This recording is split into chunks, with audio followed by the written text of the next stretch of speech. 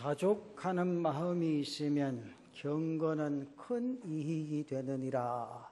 이 말씀을 중심해서 자족하는 마음이라 그런 제목으로 말씀을 드립니다.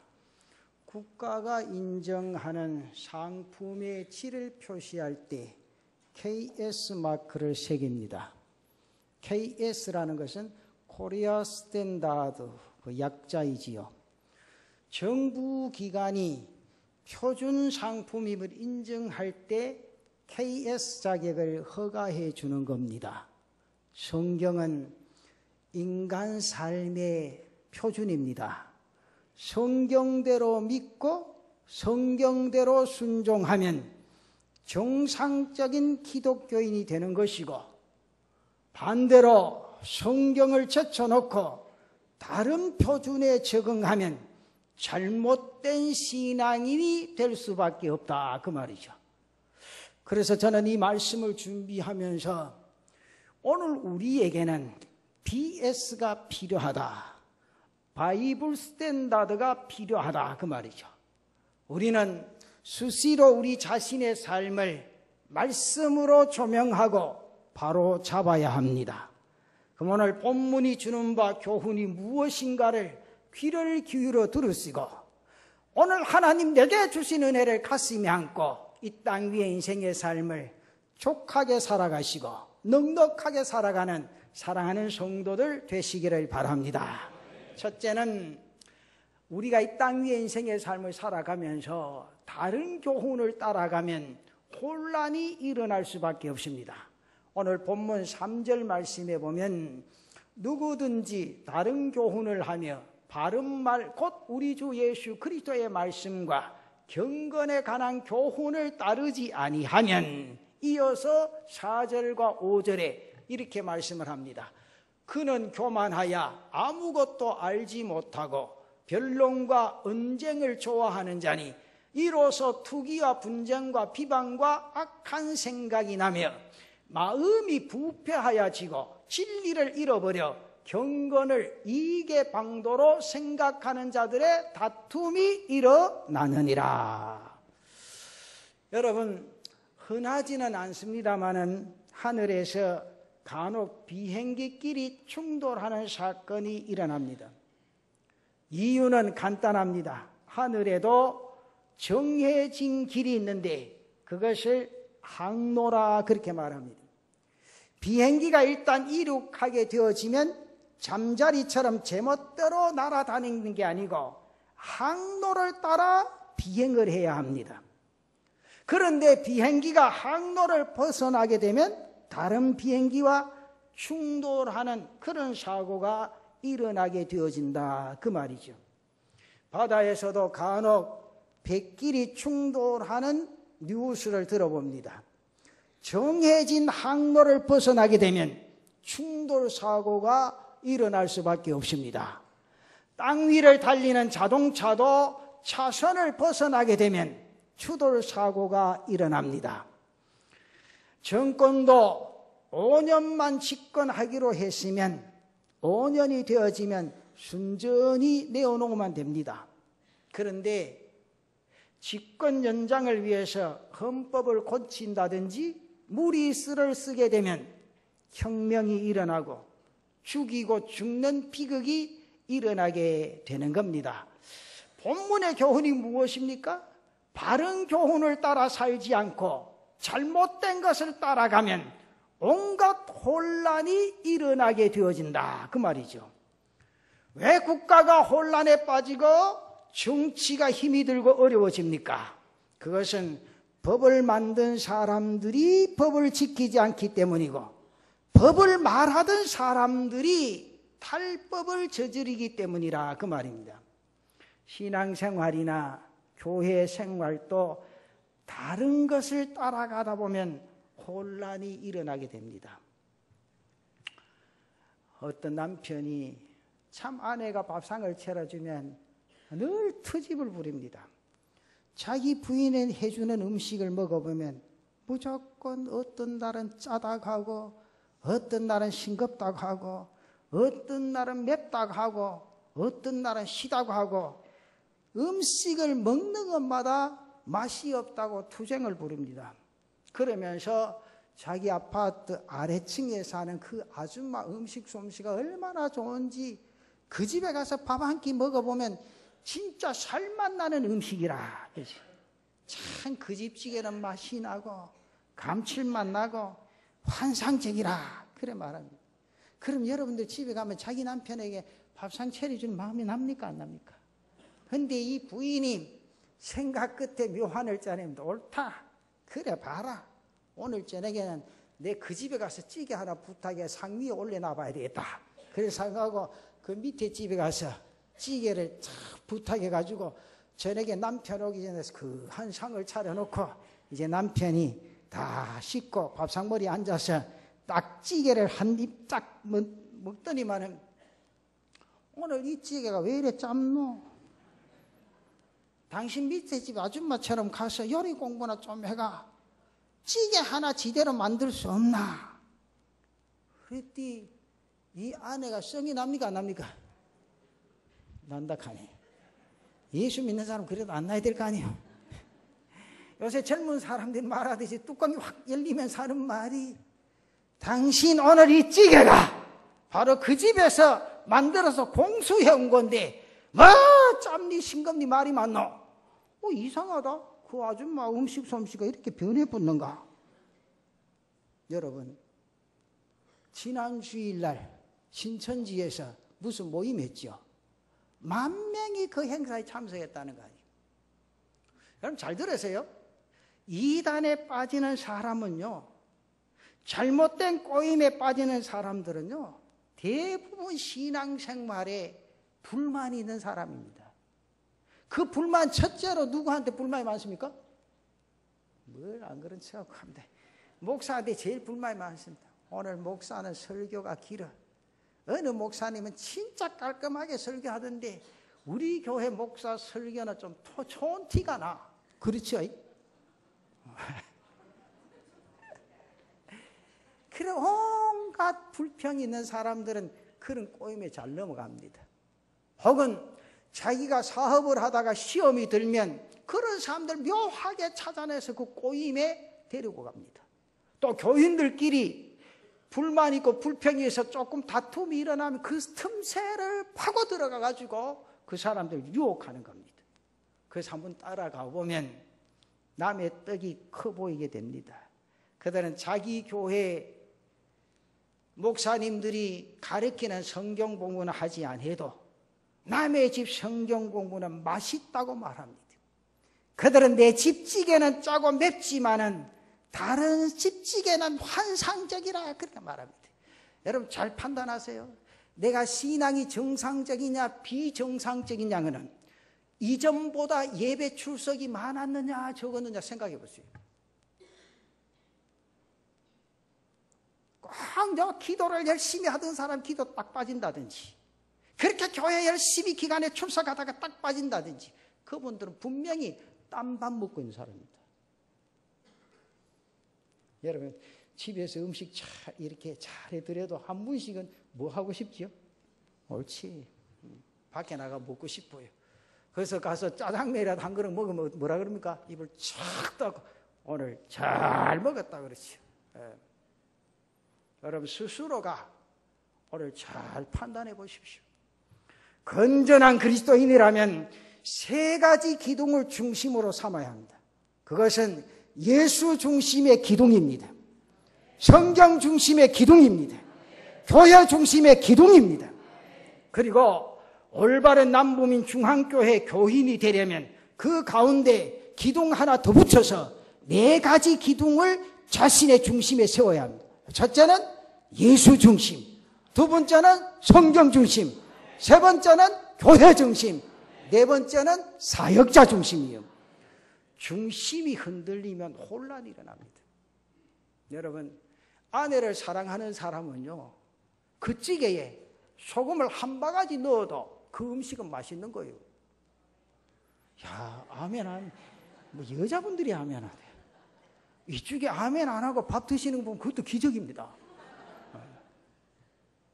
여러분 분명히 기억하십시오.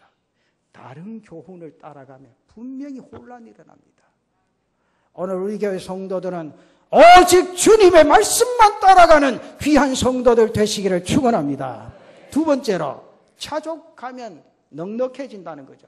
오늘 본문 6절 말씀에 보면 그러나 자족하는 마음이 있으면 경건은 큰 이익이 되느니라. 그러면서 내려가서 7절과 8절에 보면 우리가 세상에 아무것도 가지고 온 것이 없으니 또한 아무것도 가지고 가지 못하리니 우리가 먹을 것과 입을 것이 있은즉 족한 줄로 알 것이니라.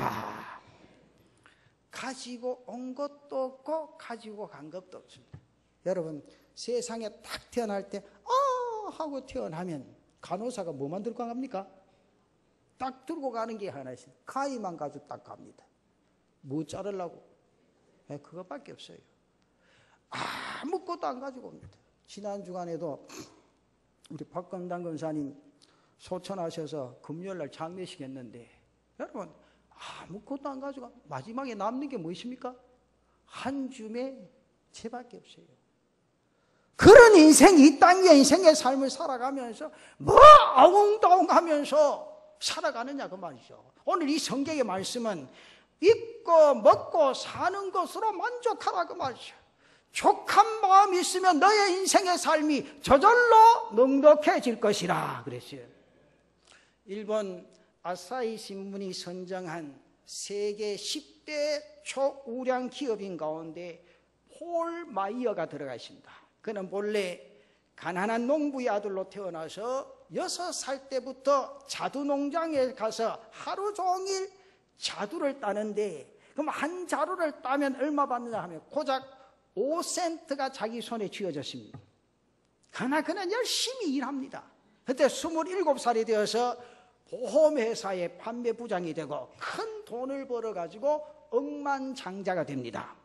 그 승승장구하던 그가 동업자의 배신으로 말미해서 그의 보험회사가 부도가 나버립니다. 그러는 바람에 전 재산도 다 날리고 자기 손에 10만 달러의 빚을 지게 됩니다. 그때 그는 하나님 앞에 기도했습니다. 하나님만을 바라봤습니다. 하나님만을 의지했습니다. 그리해서 다시 재기를 하게 됩니다. 그때부터 그는 청소년들을 위해서 장학재단을 만듭니다. 미혼모 보호시설을 세워서 다른 사람들 돕기 시작했습니다. 그는 더 많이 번다 자신의 목표를 가지고 살아왔는데 그 목표에다가 하나 더 붙였습니다. 더 많이 번다 그리고 더 많이 베푼다. 좀 아멘 좀 해보시오. 이거 베풀 것도 없습니까? 참네. 내 마음에 베풀 마음이 있어야 손에 더 척커머지는 것도 있지. 우리 성도들 많이 버시기를 축원합니다. 그리고 더 많이 베푸는 은혜가 있으시기를 바랍니다. 그래서 이 사람이요 수입이 늘거나 줄거나 상관하지 않고 50년 동안 그 목표대로 베푸는 일을 지속했습니다. 그의 마지막 목표는 자신이 죽을 때 돈 한 푼도 남기지 않고 다른 사람에게 다 나눠주는 일이었습니다. 그러면서 그가 이런 말을 했어요. 저는 평생에 하나님께서 주신 것을 나누기 위해 살았습니다. 하나님께 최선을 다한 사람으로 기억되는 것보다 더 큰 보상은 없기 때문이라 그런 말을 했습니다. 우리 남부민중앙교회 모든 성도들은 폴 마이어 같은 기독교인 되시기를 바랍니다. 그런 기업인이 되시기를 바랍니다. 그런 사업가가 되시기를 축원합니다. 있는 것, 가진 것을 가지고 감사하고 차족하게 살아가자 그 말이죠. 차족하고 사이셔요. 더 많이 벌고 욕심 부리지 마요. 지금 있는 게 족한 거요. 옛날에 어찌 우리가 이래 살았습니까? 지금 날씨 좀 덥다고 봐. 위에 찬바람 쉴라고 하잖아요. 참 하나님 은혜 아니에요. 옛날에 이 천장에서 바람 나올 거 언제 생각했어요? 땅에서 훈기가 올라오는 거 언제부터 생각했겠어요? 하나님이 우리나라를 이렇게 발전시켜 주시고 예배도 이렇게 편안하게 아름답게 드릴 수 있는 은혜를 주셨습니다. 또 우리의 삶에 지금 자동차 없는 집이 어디 있어요? 나는 없는데 그렇게 생각하지 말고 그래도 마음대로 차 타고 다닐 수 있잖아요. 이런 은혜 주신 거 생각하면 얼마나 감사한지 몰라요. 요새는 세계적으로 우리나라만큼 의료보험이 잘 된 나라가 없어요. 미국에서도 우리나라 의료보험 배우고 다닌다. 이렇게 잘 살고 이렇게 잘 돼 있는 나라에서요, 참 불만하면 안 돼. 그러나요, 세상 사람들 불만하고 불평한다고 할지라도 예수 믿는 사람은 늘 감사하며 살아가야 될 줄로 믿습니다. 경제 대국이라 그러죠. 여러분, 이제 요즘 참 재미있는 일이 있죠. 참 방송 보면요, 참 재미있습니다. 요새 휴일날만 되면 2인 1조가 돼가 순천에 막 쫙 깔려있다 그랬잖아. 뭐 하려고요? 옷 보려고. 아시기는 잘하네. 옷 보려고요. 여러분, 그 유병헌 씨 한번 생각해 보세요. 그 사람 진짜 왜입니까? 이다입니까? 그 이다인데도요, 그 교인들이요, 자기 목숨 내놓고 지켜준다니까요? 내가 이다입니까? 삼다입니까? 여러분 한번 생각해 보이소. 내가 이번에요, 유병헌 씨 사건 때문에 혼자 고민에 좀 빠졌어요. 하나님, 이단도 저렇게 보호하고 자기 생명 내놓고 보살피는데 우리 교인들은 몇 명이나 그런 사람이 있습니까? 그 사람이 돈이 없어합니까? 그렇게 돈을 많이 끌어모으면서도 말이죠. 그럼 생각해 보세요. 얼마나 불쌍한 사람이냐고 말이에요. 제가 목회를 수십 년 하면서요, 교인들이요, 어려움에 처한 사람들, 돈 있는 사람이지 없는 사람 아니에요. 돈 있는 사람이 내 덕을 낳고 발버둥을 쳐야 목사님 기도 더 해달라고 내 속으로 그만하면 됐는데 싶어도 말이에요. 그래요. 없는 사람은요, 그냥 자족해, 감사하다, 하루 세 끼 주시기에 감사하다, 또 몸이 안 아프기 감사하다. 얼마나 감사합니까? 근데 우리나라가요, 세계에서 범인들 잡는 그 기술이요, 4번째예요. 그거 아무도 안 놀랬대. 곧 안 잡히겠습니까? 그것도 안 잡히면 또 목사가 또 이거 쓸데없이 강단에서 뭘 카디만은 그게 아니고 우리나라 기술이요. 진짜 우리나라 사람 머리 좋습니다. 세계를 다녀보면요, 우리나라만큼 사람들만큼 영특하고 지혜 있고 좀 하면 좀 휴, 정말 진짜. 여러분, 그런데요, 성경의 말씀을 창세기부터 요한계시까지 읽어보면요, 예수 믿는 사람은 열심히 살아야 됩니다. 그러면서 돈도 열심히 벌어야 됩니다. 그럼 벌어서 내 주머니에 넣고 내 뱃속에 넣느냐, 그게 아니에요. 성경의 원리는 뭐냐면 더 많이 베풀어라, 더 많이 나누어라, 더 많이 바치라, 더 많이 쓰라 그러죠. 여러분, 하루살이 곤충도 공중을 나는 새 한 마리도 존재 가치고 있다고 하는 사실이죠. 하물며 하나님의 형상대로 창조된 인간이 한평생을 어떤 신앙과 정신으로 살아가야 되겠냐 그 말이죠. 여러분, 하늘을 날아다니는 짐승 가운데 박쥐가요, 젖먹이 짐승입니다. 압니까? 몰랐죠? 얼마나 감사하노. 이래 앉았으니까 그것도 알고 말이죠. 박쥐만이 젖먹이 짐승입니다. 현재 지구상에 서식하는 박쥐의 종류가 몇 가지인지 아세요? 그것도 모르지. 목회하려고 하면 이래 힘듭니다. 책을 다 찾아봐야 되고 900여 종류가 있습니다. 그 중에 피를 빨아먹는 흡혈박쥐가 있죠. 그런데요, 대부분의 박쥐는 모기나 나방 같은 해충들을 잡아먹고 삽니다. 하룻밤 사이에 자신의 몸무게의 2분의 1무게만큼의 해충을 잡아먹고 살기 때문에 박쥐가 있는 곳에는 뭐가 없겠어요? 모기가 없습니다. 자기 집에 모기 많은 사람, 박쥐 한 마리 사있어요. 우리나라의 경우에 박쥐 한 마리가 하룻밤 사이에 잡아먹는 모기의 숫자가요, 최소 3,000마리, 최고 5,000마리까지 잡는데요. 여러분, 박쥐 한 마리 잡아가서 아파트 풀어놓으면 원래는 모기가 없습니다.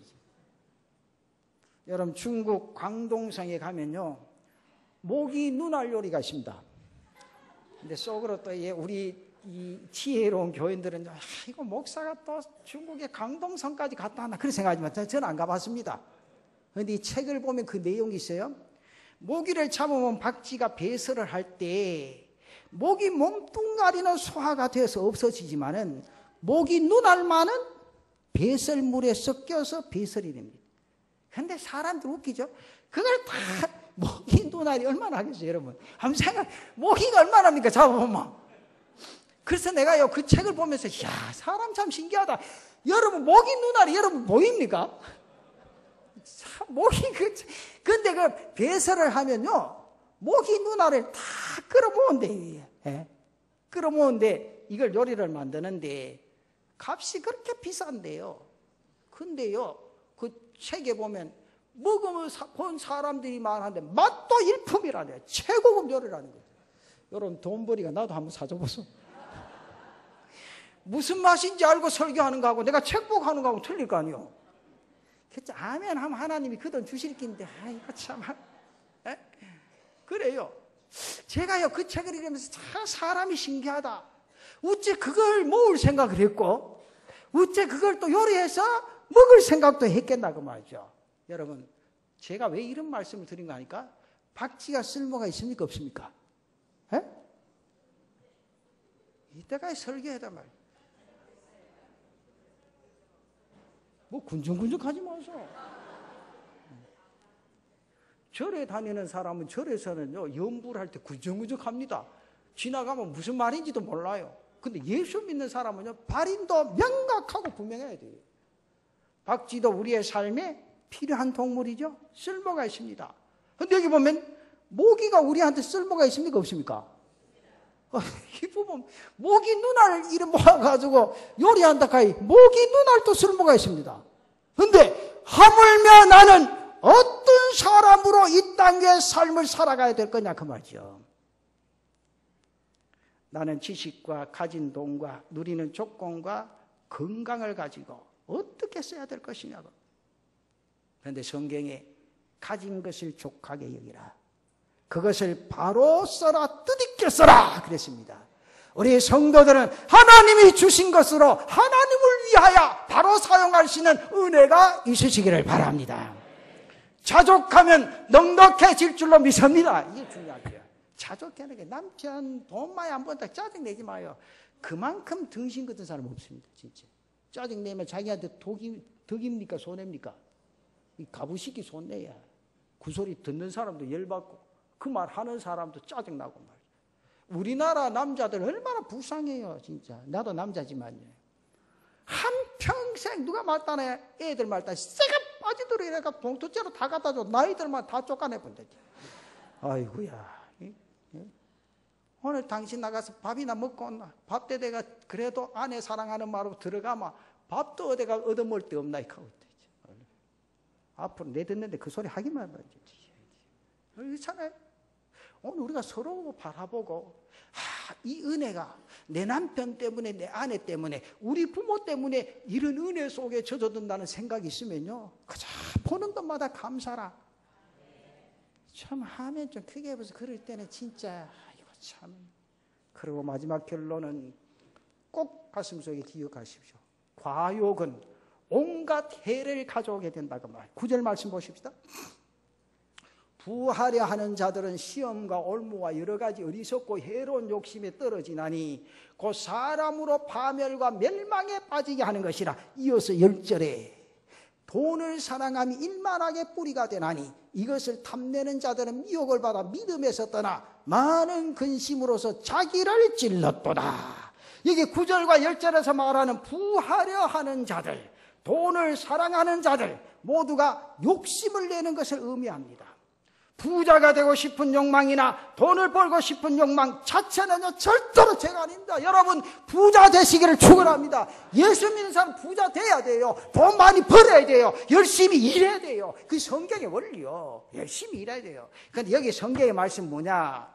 부자가 되기 위해서 돈을 벌기 위해서 수단과 방법을 가리지 않는 것이 죄가 된다고 말이죠.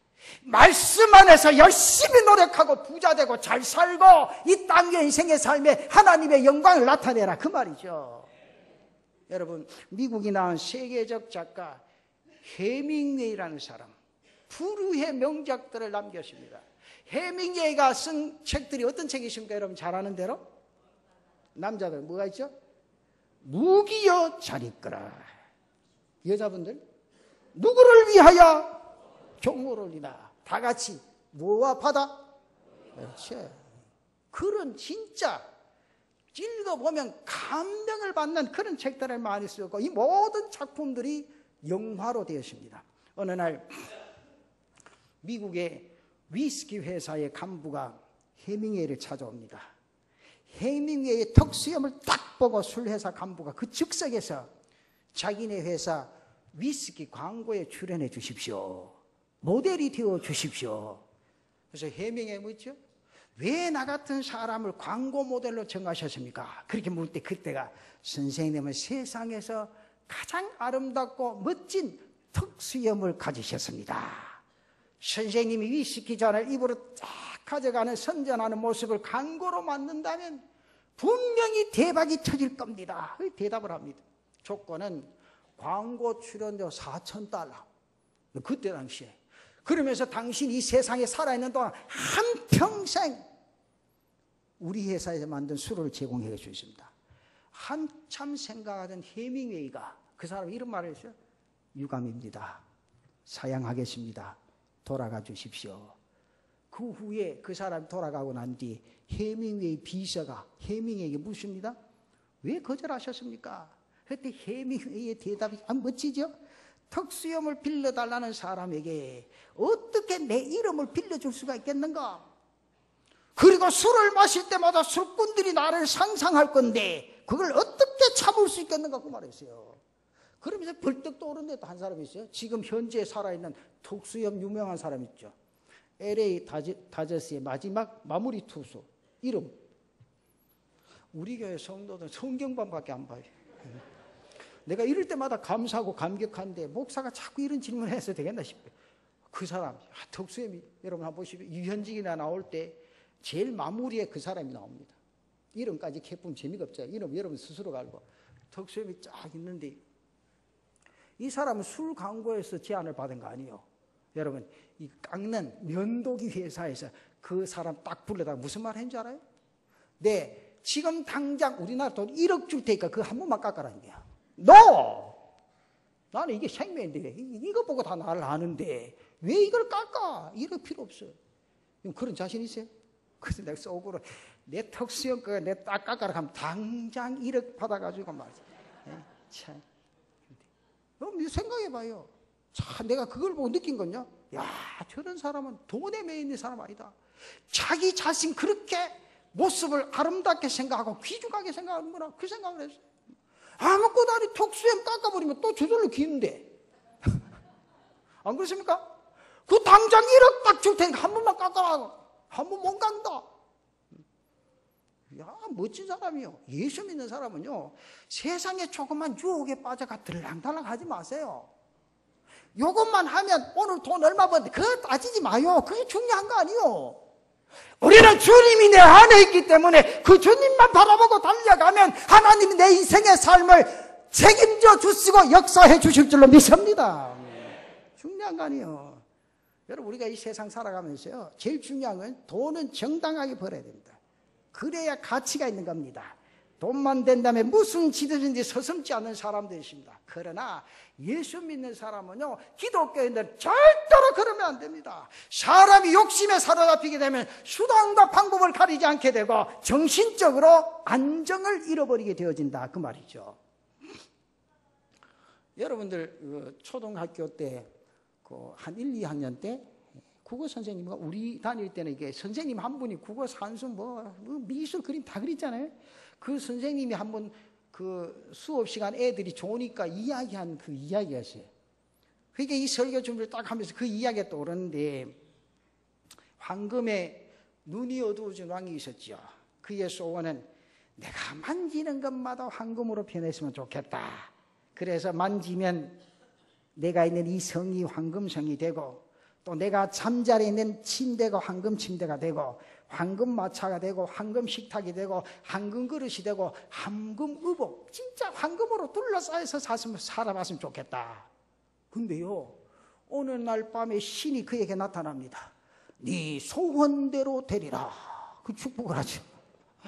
그래서 그가 즉시 일어나서 주변에 있는 것들을 막 만집니다. 근데 이상하게요, 만지는 것마다 황금으로 변합니다. 그때 신이여 감사하나이다, 탄성을 지르면서 감격을 하죠.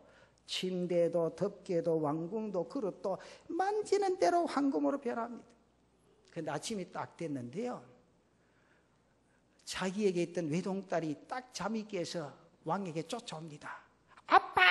하고 딱 끄나니까 자기 딸이 뭐로 바뀌었어요? 그리고 왕비가 또 일어나서 당신 잘 주무셨어요? 하고 방문 딱 열어 딱 끄나니까 또 뭐가 됐어요? 이 무슨 일이고 싶어? 자기 머리를 탁 치게 머리가 황금으로 변하고 자기 가슴을 탁 치게 황금으로 변해서. 여러분 생각해 봅시다.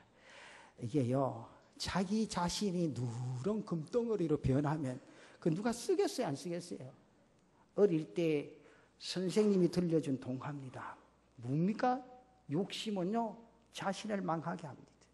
가정을 망쳐버립니다. 나라도 망칩니다. 이번에 세월호는 뭐 때문에 일어난 거예요?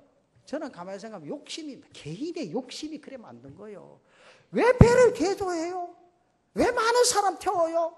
왜 무게 더 나가는 짐들을 실어요? 전부 다 자기 욕심 때문에. 실으면 뭐가 생깁니까?